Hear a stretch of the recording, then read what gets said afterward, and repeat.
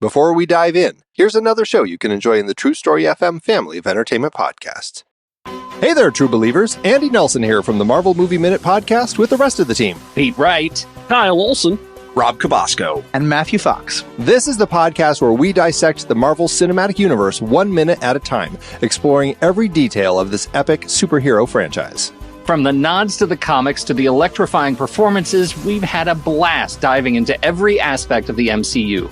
Right from the start, we're talking about them having to earn their wizards. And I think we've made a good argument that they do. We have our favorite recurring bits, like 5 stars for Spar, because every character deserves their moment in the spotlight. Ooh, Kyle, speaking of spotlights, did you know that the term advertisement actually comes from the Latin advertere, meaning to turn toward? That's exactly the kind of fascinating detail we love to uncover on the show. But it's not all trivia and recurring bits. We also dive deep into the ethical dilemmas our heroes face. Loki alone provides enough material for a whole season on superhero morality. Not to mention that I can't wait till we get to Civil War. In our season looking at Iron Man 3, we're going to mix things up a bit. That's right, Rob and I are your guides, but instead of our usual minute-by-minute format, we dive into 5 minutes of the film in each weekly episode. It's a totally new approach, but one that still allows us to explore all the depth and detail that makes these movies so special, even if Iron Man 3 isn't all that special. Hold on, that's where you're wrong. Extremist, Shane Black. Yeah, would you like to look at the Mandarin and Maya Hansen? Mm-hmm. So whether you're a die-hard Marvel fan or just love deep dives into movies, there's something for everyone on Marvel Movie Minute. Suit up and join us on this epic audio adventure. You can find us at truestory.fm or by searching Marvel Movie Minute on your favorite podcatcher. Because in the Marvel Cinematic Universe, every minute is packed with excitement. Enough said. I hope you like mustard. Bye.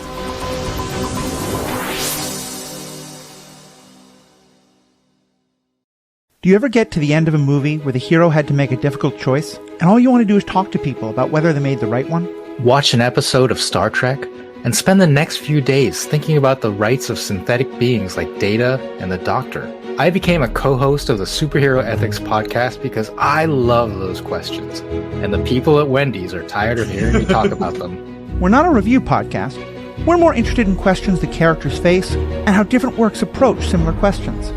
Sometimes we'll even go behind the camera, talking about how on-screen media gets made and how that affects what questions get asked, which ones don't, and who gets to ask them. We hit a wide range of media: movies, TV shows, books, and video games. You can find us under Superhero Ethics wherever you listen to podcasts or go to theethicalpanda.com. But you can also do far more. We love listener feedback and will happily talk about your questions or comments on air, and members get special bonus content. Hashtag not sponsored by Wendy's.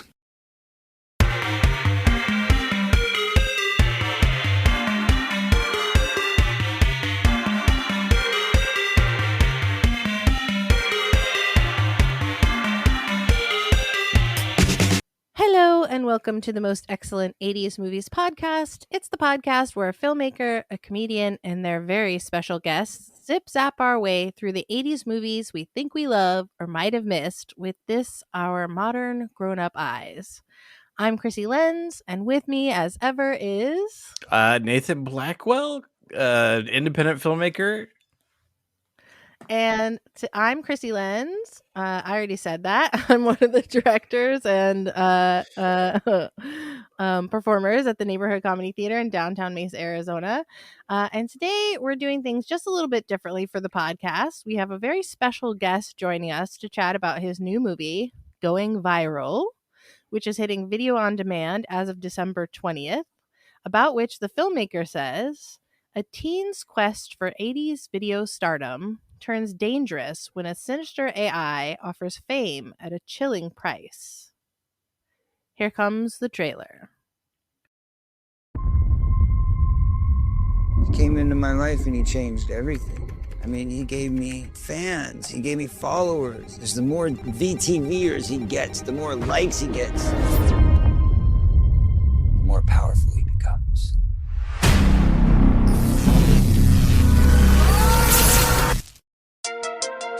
How many likes in the last video did we get? 2. The one before that.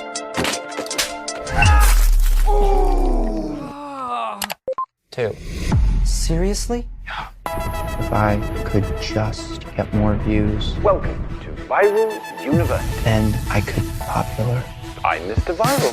Mr. Viral? Wait, no, who's that? Mr. Viral. Probably just a computer program. Let's get to work, shall we?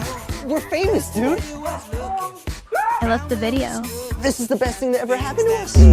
What the hell happened to you, O'Connell? Whoop, whoop. Yeah, it looks like I am. Just remember us little people. Will you trust me, Becky? Sure. Sure. Booyah!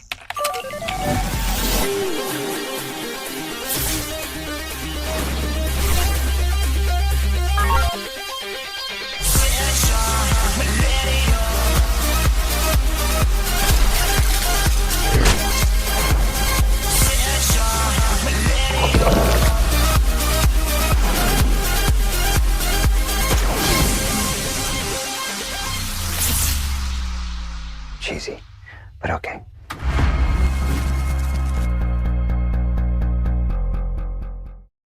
But we know him as the star of some of our favorite 80s movies, many of which we have covered here on The Most Excellent 80s, including The Gremlins, The Goonies, Stand By Me, The Lost Boys, and The Burbs. That's right, we're talking with 80s icon Corey Feldman today. That's what we're doing, Nathan. Can you believe it? It's exciting, yeah. So it's a little different. It's really more kind of a quick conversation about his new movie that's coming out. But spoiler alert, he does most of the talking. He's very energetic. But we're gonna banter afterwards and talk a little bit more about Corey Feldman and his impact on the 80s movies. So yeah, let's give a listen. Here's our conversation with Corey Feldman. So here we are with Corey Feldman. So exciting. So happy to have you. Thank you. So excited and happy to be had. So we're 80s movies nerds. What are 80s movies nerds going to love about going viral? Ha! Ha! Ha! What aren't you going to love about going viral? That's more the question. I don't know. The cheesy subtext, the faulty plot line, possibly the loosely shaded characters, maybe the bad acting. I'm not sure. But those are all the things that I guess 80s fans seem to like. I'm joking. We do.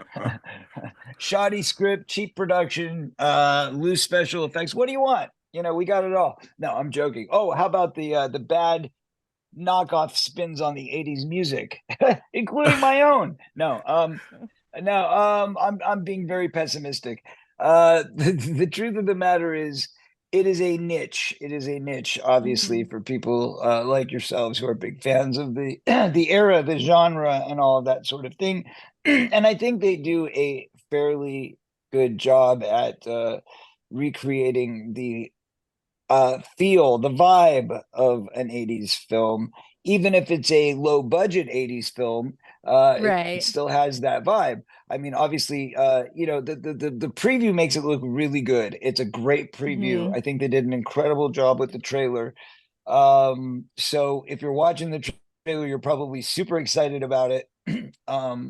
And I think the film works for families. It is a family film. And there's a broad audience in the sense that people can throw it on and watch it in the background while they're enjoying their holiday dinners together, while they're eating together, while they're unwrapping gifts, whatever. It's a good movie for kind of the holiday background action kids movie vibe, but it's also fun for the whole family to sit down and enjoy together. And that it's not going to be filled with a lot of unwanted language or salacious, gratuitous nudity or things like that.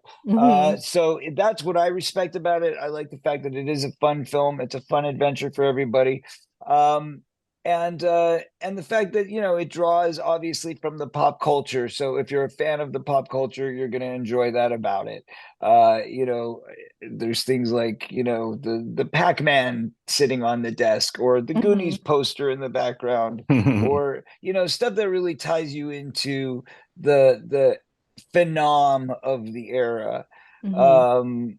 and makes you feel like you're there. But that said, there's also obviously great inconsistencies with the idea that the technology that they're playing with didn't exist in the 80s. But I Right. think they do a very good job of making the technology that they have created in this parallel universe in a way that it would fit the format of what we had. So in other words, like the hand gear that we're, seeing them use in the Mhm. film, the actual gaming device, it's on a Nintendo, whatever they were, A game, yeah, The it looks like a game. Game Game Boy. Boy, yeah, Game Game Boy.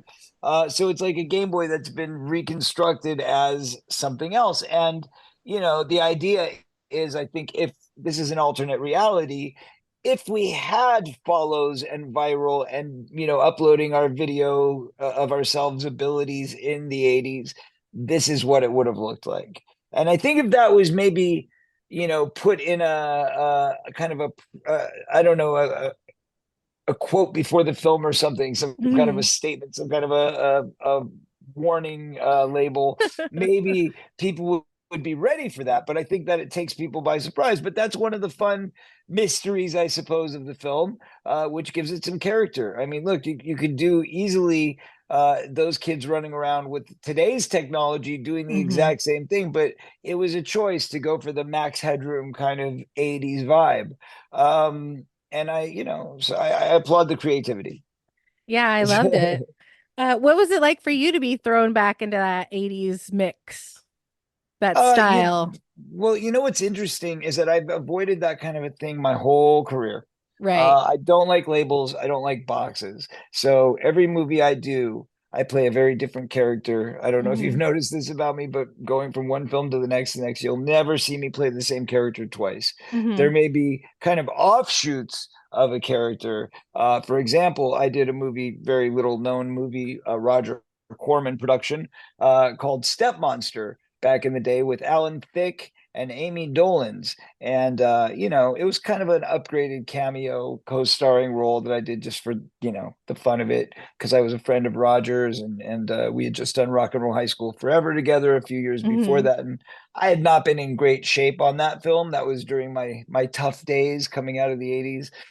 Before I went to rehab, so enough said about that. But I felt like I owed him one sort of thing, so I did Step Monster when I was in better shape to kind of, here you go, Roger.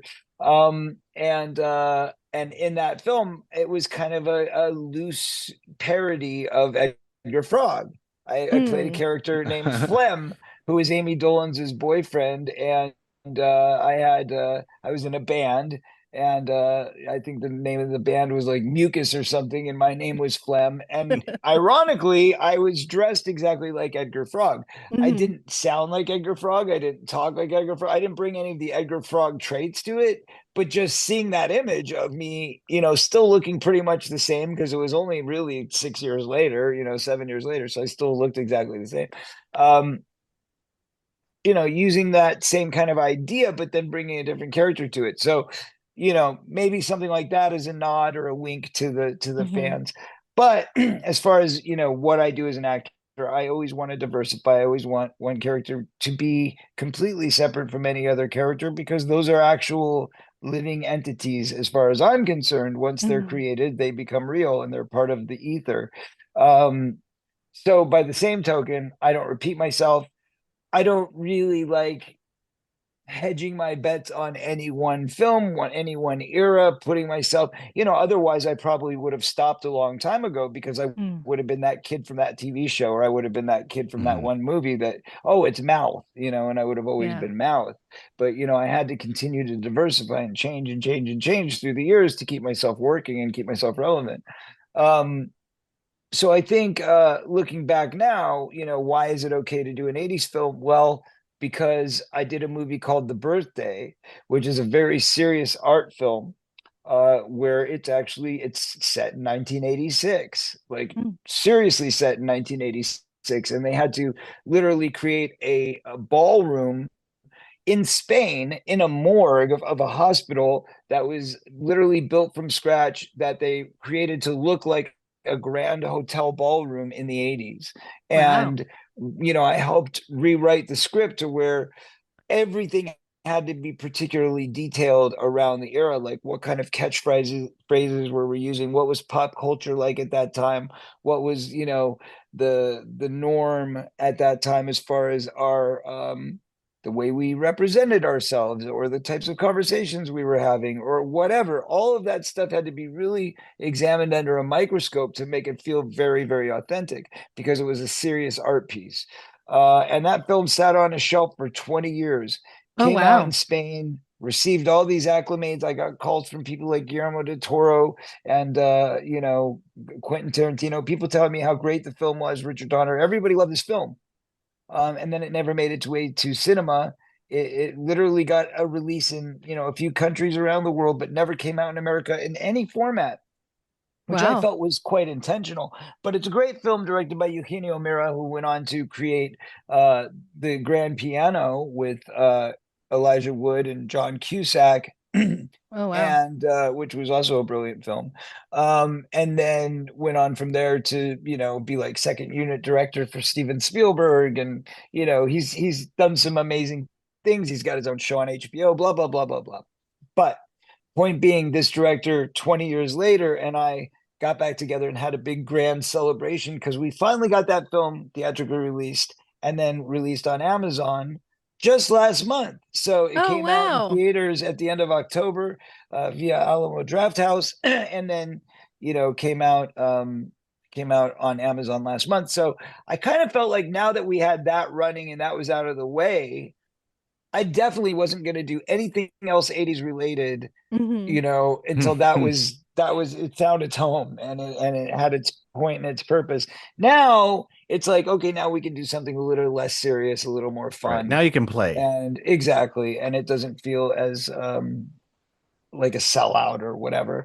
Right. So, and it's certainly no comparison in the characters at all, but it's just, simply even that much. I don't like to repeat myself. So I didn't want to do anything that was 80s centric until that one was kind of found its home and on its way. Now that it has, this is my next thing in, that vein, touching the 80s era. But again, we don't ever say in the movie that it's set in the 80s.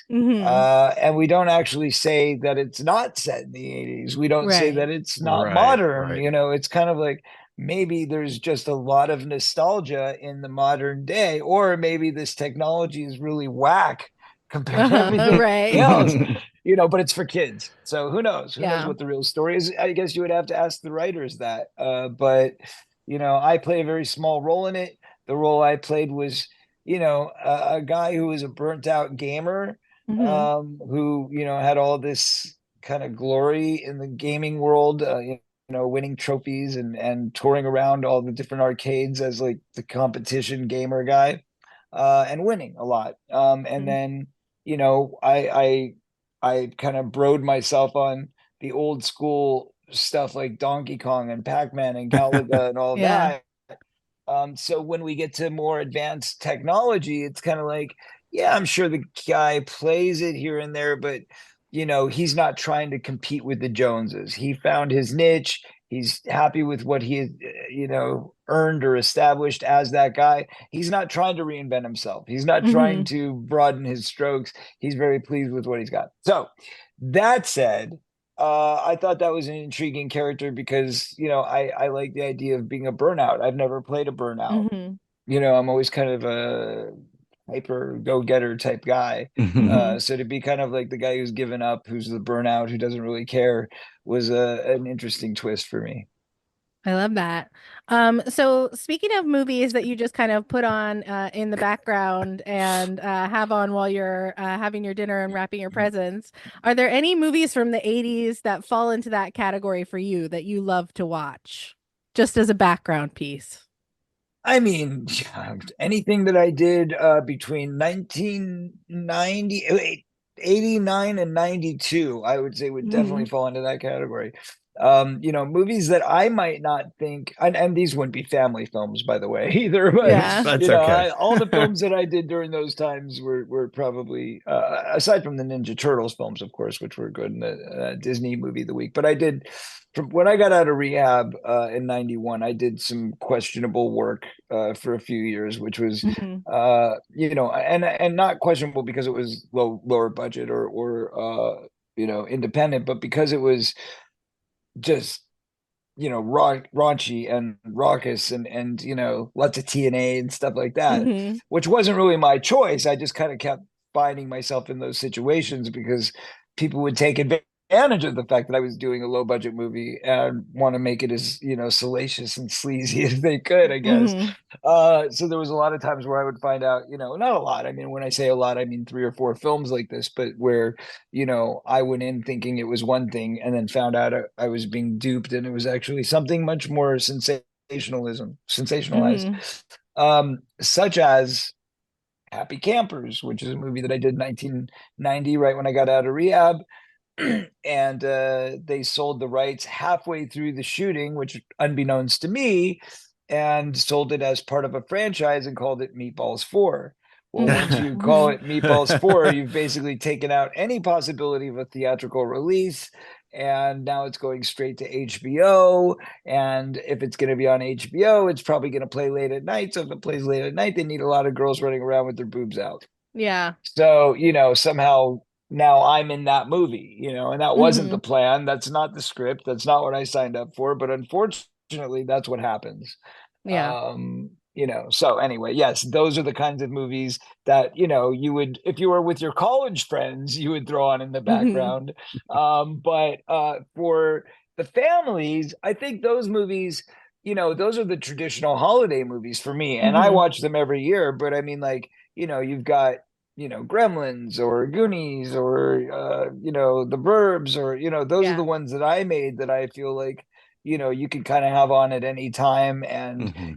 it's safe fun. It's not gonna freak anybody out if they happen to run by the TV real quick. They're not gonna be like, "Oh my God, what is this on Right. the television?"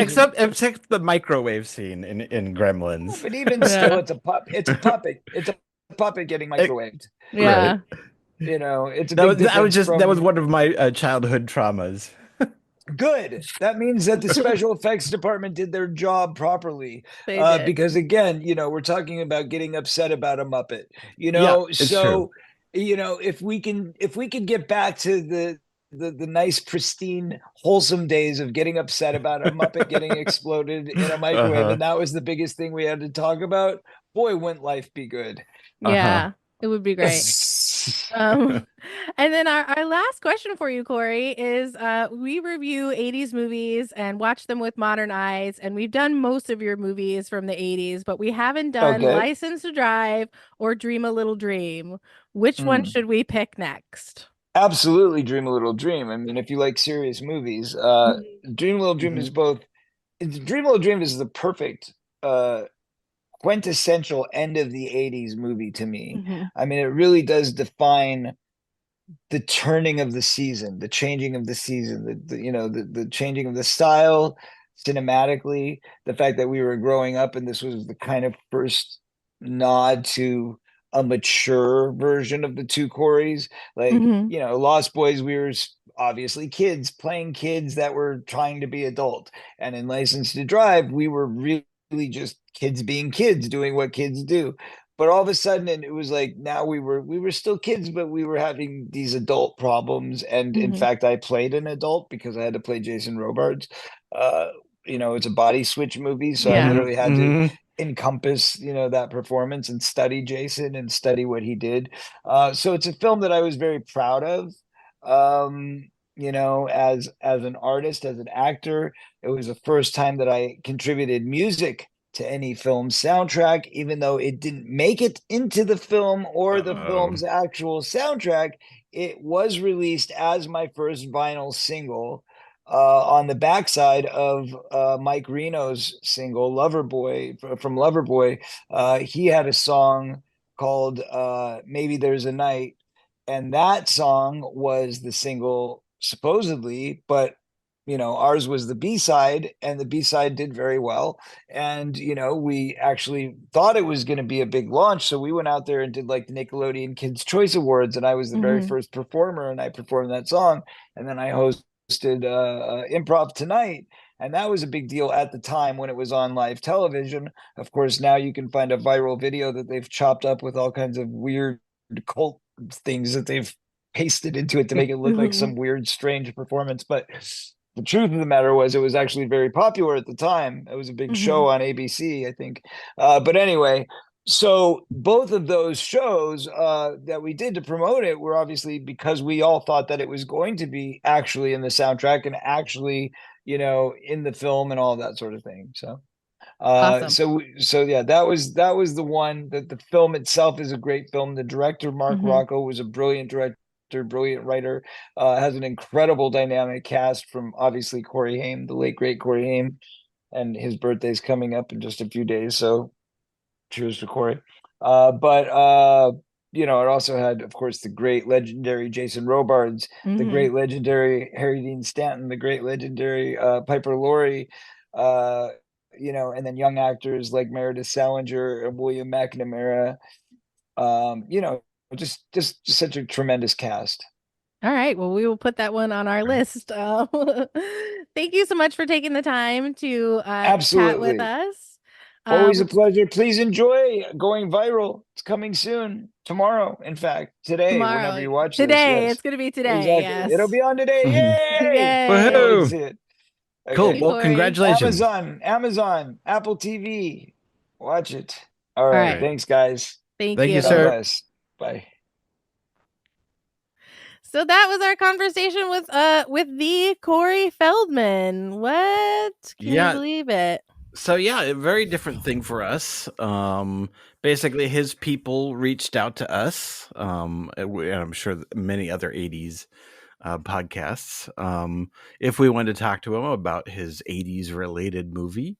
And yeah, it was an interesting opportunity to kind of talk with someone who was such a important face in a lot of we were looking at his most significant 80s movies, and we've covered most of them. The Goonies, Gremlins, that was like, he was a small child in that one, although there was just Boys. The Lost Boys, Stand By Me, of course, and I'd forgotten that he was in The Burbs as well. Yeah, I love The Burbs. Yeah. And this movie, we didn't really describe it at the beginning, but it is an 80s. It is an 80s throwback indie film. It really is like sort of asking the question: what if kids in the 80s had the technology that we had today? Social and media, could really. and could do social media and post videos online, and what would that be like set in the 80s? So that's kind of the gist of the whole thing. I watched the movie. It really does have a lot of 80s pop and sizzle and homages. What would you call those? Like, what do you call it when it's a little like blop? Yeah, homage Easter egg is the term I'm looking for. 80s Easter eggs. But yeah, I mean, you said it, Corey I think we've done so many of his movies because they're all so iconic, and he's so iconic in them. We did talk to him a little bit about whether or not we should do License to Drive or Dream a Little Dream. So I think we're committed to doing Dream a Little Dream now. Yes, we gave our word. So that should be fun. How did this get made? Just did that too. I'm gonna have to hold off from listening to that. Hold off. One of my favorite podcasts. It should be a really interesting experience. We'll be honest about our thoughts and opinions on it, but I'm sure it'll be fun. Yeah, it'll be great. Yeah. So this was cool. So we're not necessarily like interviewers. Luckily we didn't have to be much of interviewers.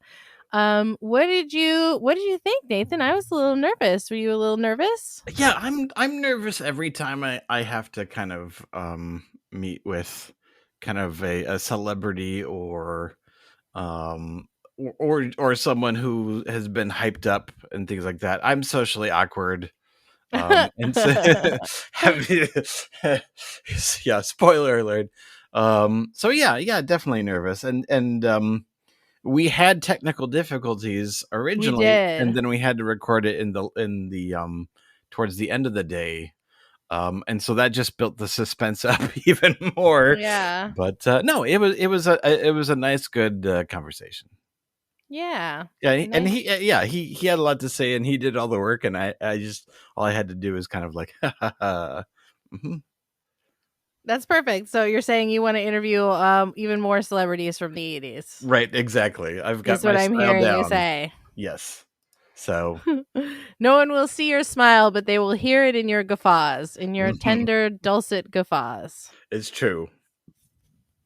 All right. So cool. This was fun. I don't know how to end it.